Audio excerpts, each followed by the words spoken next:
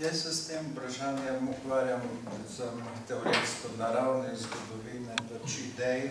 Mogoče se to komu zdi 10.000 metrov nad tlemi, pa vendarle, ko proučujemo fenomen totalitarizma, je pravzaprav tudi takšen pogled važen. Kajti gre vendarle za sistem, kjer je v prihodnost vse uprto v eno samo točko in pohodu v točno določeno prihodnost je podrejena vsa zgodovina.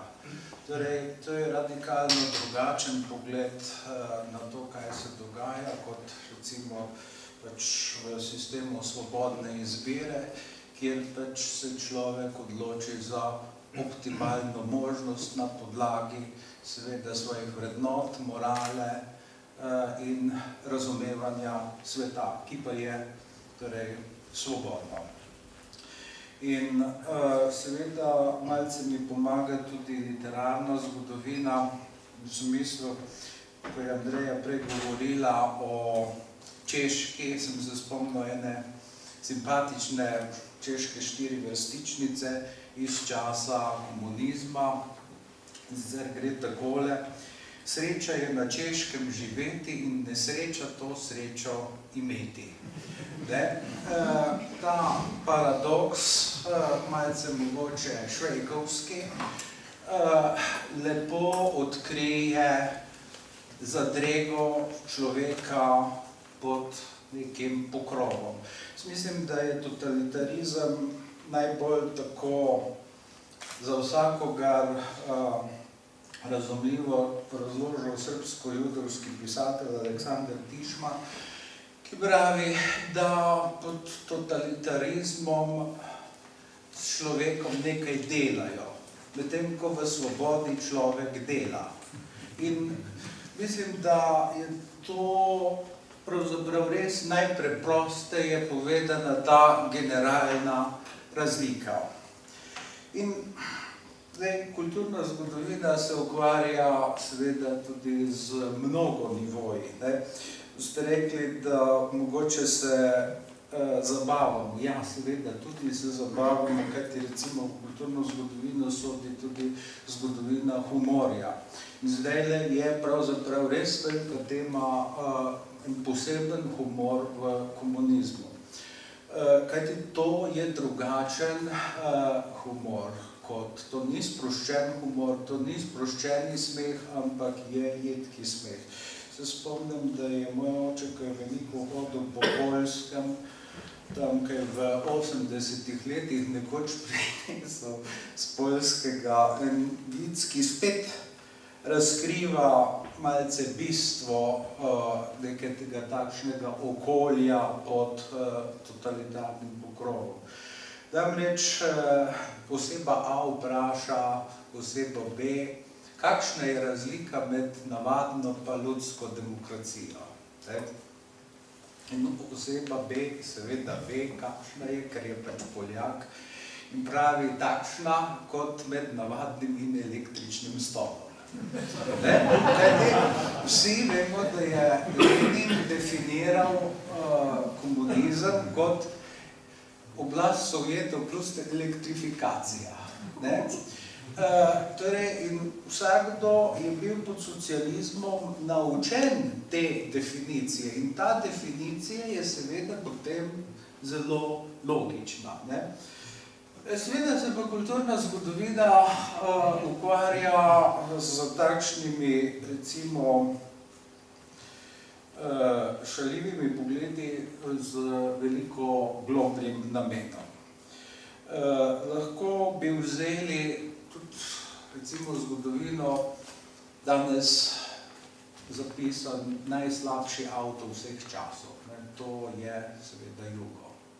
To gotovo ni bil najslabši avtomobil vseh časov, ampak v takšen avto producirati v takšni količini z takšnim pompom je mogoče samo, kjer si vi zamislite nek prehod kot zgodovino, kot nek popoln, vse usmerjeno v eno samo eno samcato točko.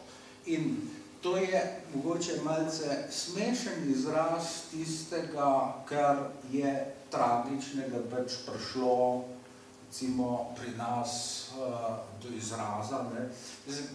Jaz vem, da sem nekoč povzročil škandal, ko sem rekel, da je vse, kolikor je slovenske zgodovine, je v maju in juniju mesecu leta 1945, prvih 2 mesecih miru, to sta najbolj krvava meseca vse slovenske zgodovine, kar jo je. In to je začetek, recimo, neke normalnosti, ki pa se potem v neki skrbni analizi seveda pokaže kot zelo, zelo problematična. Toliko bi mogoče za uvod, pa kaj hoče potem bolj teoretskega v zgodovini totalitarnih idej, še pozneje, kajti naš prostor, srednjeevropski prostor je bil pravzaprav valilnica teh totalitarnih idej.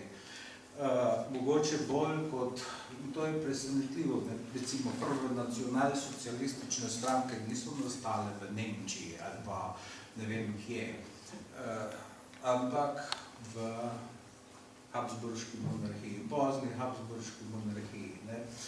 Ime se sicer pojavi v Franciji pri Mauricu Barreju, degolizem je naslednik recimo tega misleca, ampak to je na ravni idej. In tako tudi recimo Richard Pipes, gotovo največji poznavalec komunizma v današnjem času, govori pač, da same te ideje, dokler niso podprte z neko politično in akcijsko močjo, so pravzaprav benigne. Čim pa postanejo neko operativno vodilo, pa dobijo ljudje občutek, da imajo mandat za čisto vse, ker so recimo najbolj napredni, ker bo zgodovina tako ali tako zavila v tisto smer. Samo potem se človek vpraša, zakaj se sploh prizadevajo, če pa je zgodovini tako ali tako sojeno, da gre v tisto smer. To je nek seveda logičen paradoks vseh tovrstnih miselnosti. Seveda socialistično, komunističnih, in pri njih se je seveda recimo vseh Mussolinijevega fašizma brez študija leninizma gotovo ne bi bilo. Torej, ta bivši radikalni socialist Mussolini se je pri Sorelu pa seveda tudi pri Leninu učil. Leninu je bil recimo leta 1920-1921 edini resni revolucionar v Italiji, ne komunisti, ki so bili njegovi, ampak D'Annunzio. Torej, ni bil seveda še Duce, ampak je bil pa vendarle se na podoben način na reki obnašal. Skratka, to nam je vse pravzaprav presenetljivo blizu tudi pri genezi, ampak po drugi strani je pa seveda paradoks, da avtohtonih totalitarnih idej, ki bi se razvile pri